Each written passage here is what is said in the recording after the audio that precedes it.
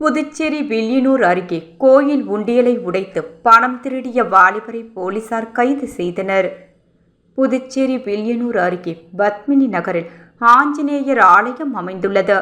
நேற்றிரவு கோவிலுக்குள் புகுந்த மர்ம நபர் கோயில் உண்டியலை உடைத்து அதிலிருந்த பணத்தை திருடிக்கொண்டு தப்பி ஓடினார். இன்று காலை வழக்கம் போல் கோவிலை திறந்த நிர்வாகிகள் உண்டியல் உடைக்கப்பட்டு பணம் திருடு போனதைக் கண்டு அதிர்ச்சி அடைந்தனர். இதுகுறித்து கோவில் நிர்வாகிகள் அளித்த புகாரின் பேரில் எஸ்பி வம்சீதர் ரெட்டி உத்தரவின் பேரில் Villianur inspector Kalaiselvan, sub inspector Thirumurugan தலைமையிலான போலீசார் வழக்கு பதிவு செய்து கோவில் மற்றும் அப்பகுதியில் இருந்த சிசிடிவி காட்சிகளை ஆய்வு செய்து விசாரணை மேற்கொண்டனர்.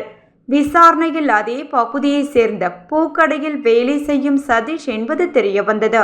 இதையடுத்து அவரை கைது செய்த போலீசார் அவரிடம் இருந்த திருடப்பட்ட பணத்தை பறிமுதல் செய்தனர். பின்னர் நீதிமன்றத்தில் ஆஜர்படுத்தி காலாப்பட்டு மத்திய சிறையில் அடைத்தனர்.